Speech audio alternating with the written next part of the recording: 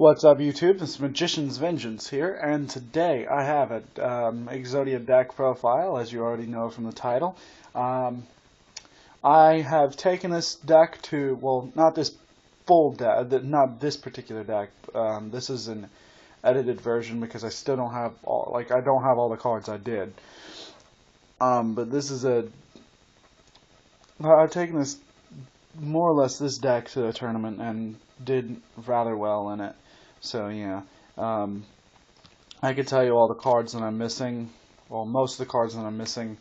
Most of the cards that I've replaced for those cards at the time being. So yeah, let me go ahead and get into this deck profile for you. And of course, with any Exodia deck, you have to have all 5 pieces of the Forbidden One. So there we go. The cool part about this deck is it has the LOB set. This is one reason why I decided to build this deck in the first place. I've always loved Exodia, but now I have the full LOB set for him, so yeah, that's pretty cool. So anyway, let's go ahead and continue with this. We have Battle Fader to stop those attacks. It's basically kind of like a stall, heavy draw stall power deck. So yeah, Battle Fader. Then we have 2 Cyber Valleys. Both of them allow me to banish them for when they're attacked, to draw a card, and if there's another face-up monster on the field with them, I can banish both to draw 2 cards. Dekochi, flip it when it's face down, flip it face up, draw a card. When it's attacked and flip face up, it allows me to draw a card. 2 Marshmallow for that stall power. Max C, I've decided to put one of these in here, especially nowadays with all those special summoning decks out there. This is one of the best cards for an Exodia deck. So yeah, I only run one though. That's the sad part about that. Sangan, no Exodia deck is complete without a Sangan. You definitely need that draw power for that Exodia. Honestly, this was my first hand. One of the times I actually dueled. I had Sangan, Exodia pieces, and Battle Fader in my hand. Set the Sangan, the guy attacked it, got Exodia, won. Honestly, the best freaking card for an Exodia deck. So yeah, let me go ahead and finish here. We got Sangan. Then we got 2 Skulingles. Both of them, you set them down. When they're flipped, when they're attacked, they're flipped, and when you flip them, you get to draw a card. And then of course Spirit Reaper. We want that extra stall power. So yeah, here we go. Next cards we got here, Card Trader. Rather good to trade out cards you really don't need at a particular time, like some of my trap cards here. Then we got Dark World Dealings. Both of them are really good. Gold Sarcophagus, just in case. Honestly, it's a just in case card. That's all it is. Heavy Storm. Level Limit Area B.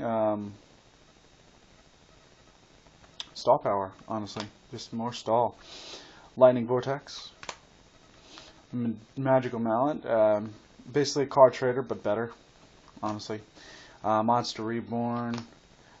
Just in case I need to back my stall monsters. Or if they have something good for me. Something like that.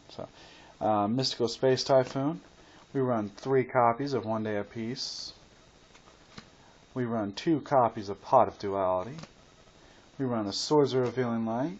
That Wacky Magic. This has won me duels. No freaking joke. I've had, I mean, you've seen all these freaking spell cards here. This is probably the best thing to get in the middle of the deck. The middle of the duel, basically. Draw it, you're like, fuck yes. All these spell cards in my graveyard. Goodbye all their freaking strong monsters. Really, really good card. And then, of course, draw power, Upstart Goblins. Then we go to our traps. We got a Gravity Bind for those stalling power, for more stalling power. We got jars of greed, 1 jar of greed. I did have 2 other ones in here, but since I don't have those cards right now, I have to replace them with some of the cards in here. Then we have 3 Legacy of Yatagarasus. It's basically a jar of greed, honestly. Mirror Force, need it for just extra power. Solemn Judgment, definitely need a definite need for those decks that will ruin. Like, this is perfect against Chaos Masters, Master Hyperion. Perfect. Protects my stall power monsters, honestly. 2. Solemn Wishes allows me to gain my life points back by drawing cards, and as we know, this deck draws cards. So yeah, that's my Exodia deck profile. In the comments section below, tell me what you think of the deck. Tell me how.